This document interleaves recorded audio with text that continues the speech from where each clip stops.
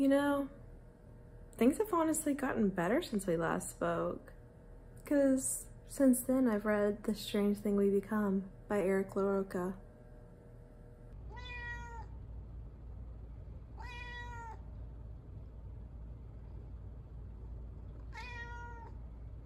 So as you could probably tell from my review of Things Have Gotten Worse Since We Last Spoke, I was absolutely planning to follow up on anything else that LaRocca published.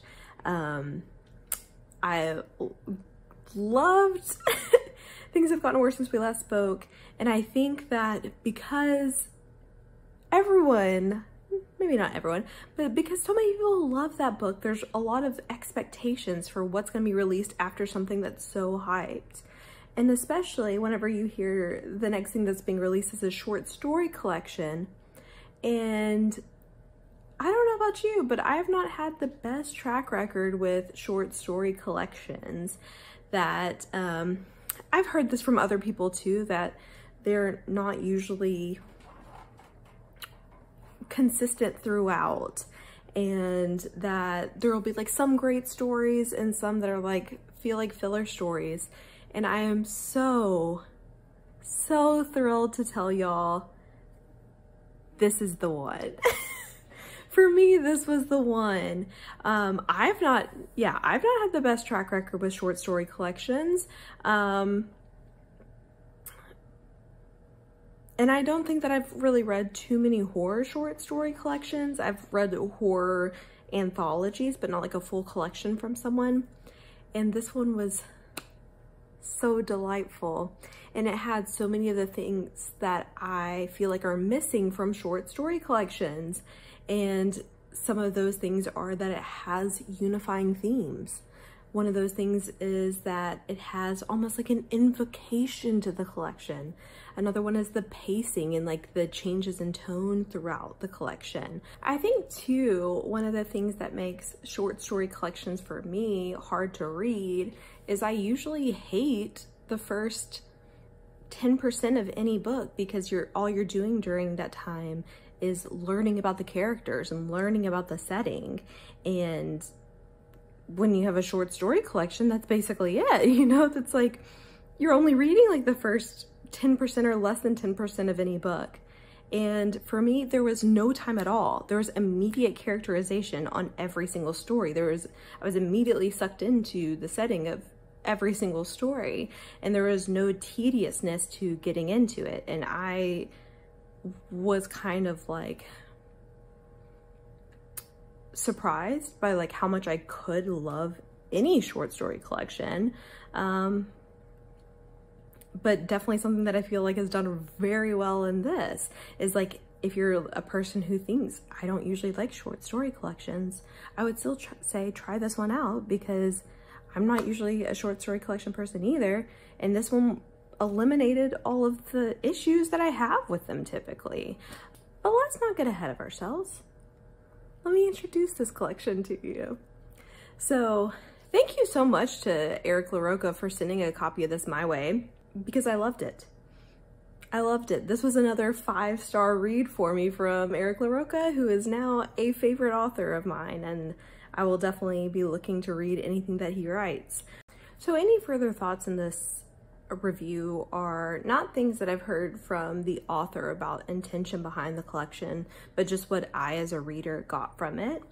The first story in the collection, You Follow Wherever They Go, I really felt like was a strong opener. It wasn't like the punchiest story of all of them, and it really felt like that like classical Greek chorus invocation to kind of to the muses of horror to drag you into the collection, to make you ready. It kind of had like a Peter Pan, like Lost Boys vibe to me. And I'm not going to go story by story, because I think that I think it's already clear that I'm recommending this collection. I think that especially if you already liked Things Have Gotten Worse, that you should try this one out. But the unifying theme of the collection to me seem to be about kind of like the expectations of a nuclear family, the expectations of like what is natural, kind of playing with like what people expect from relationships and what people expect from a family, and playing with that in terms of, you know, like, should parents and children, like, that be, you know, this unbreakable bond? What is the appropriate amount of intimacy between like a parent and child, or partner and partner, and what does that intimacy look like for people? I think that there's also recurring ideas about disease, and like especially like cancer and chemotherapy come up a lot in multiple stories, and that idea of like, I don't know, for me, like cancer evokes like it's a growth, and like some of it, that growth, the cell growth is natural in a sense, but it's something that's undesirable and something that you want to eliminate. Kind of like having that contrasting with the family and what's considered natural versus like what's something that you need to eliminate. But the whole collection, other than the first story, does have like truly horrific imagery to it. And I think that one thing that I think that Eric LaRocca really pulls off well, throughout both this and For Things Have Gotten Worse for me, is that there's like really like visceral, I don't even want to say brutal, because it's just like these like graphic descriptions of horrible things happening, but it doesn't strike me the wrong way in the way that some like extreme horror does, because there's not really like a meanness behind it.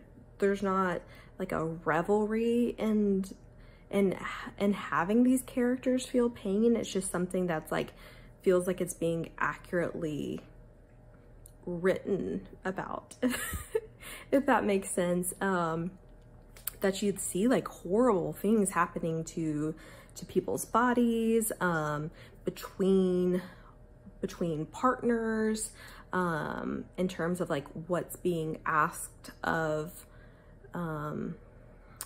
a female partner from like a male partner, and kind of the almost like metaphorical representation for what is asked in so many relationships, like that emotional labor component, but taken to its like furthest like horrific standards.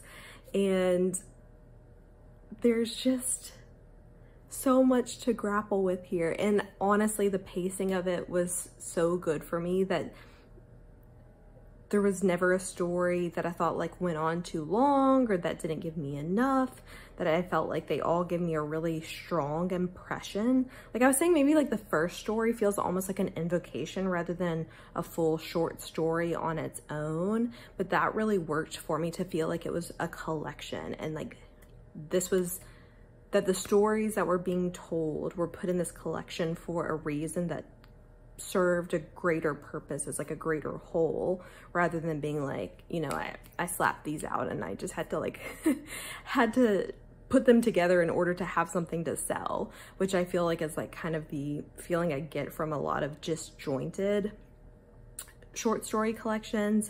I really don't want to talk about too many of the stories in explicit detail. I will say that one of the stories reminded me of the premise for the thriller The Chain, which is like about like a chain of people abducting children. But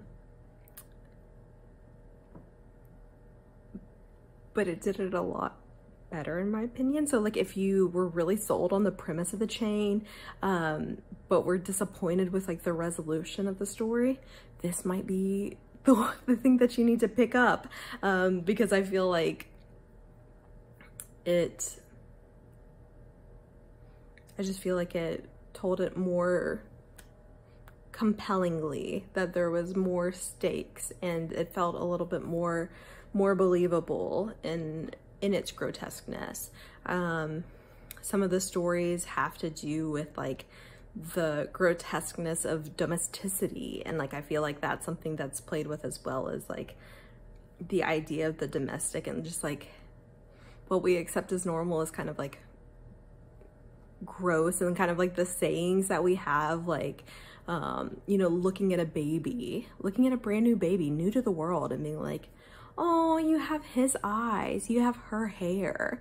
And I don't know, it shimmies down into your soul, and honestly gives me the creeps, not only because of the writing, but honestly just like what we allow in society. So for me, this is a winner. I am recommending this. It definitely deals with like some taboo subjects, and if I don't, like I said, that none of these stories to me felt like they were written with any meanness to them, and I don't think that they're going to, the stories are meant to be upsetting. So if you're someone who's upset by things, then maybe don't read these stories that are meant to be upsetting. But I love this. 5 stars. I will be ordering a copy. I'll probably be ordering a copy for my friend who I let borrow Things Have Gotten Worse Since We Last Spoke. If you loved Things Have Gotten Worse Since We Last Spoke, there's also a story in here that has to deal with an internet forum, so maybe it'll give you some of those vibes that you've been missing since you finished that book. But overall, yeah, I'm recommending this. And if you read it, let me know what you think, because I loved it. And even if you don't like it, like, I want to talk about it. Like, I'm not offended if I read something and love it and you don't like it. I want to hear what your thoughts on it, even if you hate it, especially if you hate it, because I'm interested. But this book is coming out September 1st, so hopefully this video is going up either September 1st or the day before. And so hopefully I will be seeing it around just as much as Things Have Gotten Worse, because I think this one's just as good, dare I say better, than Things Have Gotten Worse. So leave me comments down below if you're planning on reading this. I feel like short story collections are hard to talk about because I don't want to spoil any of the stories because they're only so long. But yeah, if you're interested in dark fiction that's looking at taking apart familial roles and like the naturalness versus the grotesqueness of the nuclear family, check this one out. Do it. Just do it. Like, what's the worst that could happen?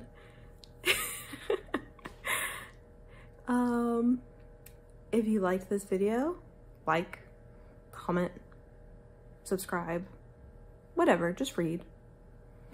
Bye-bye.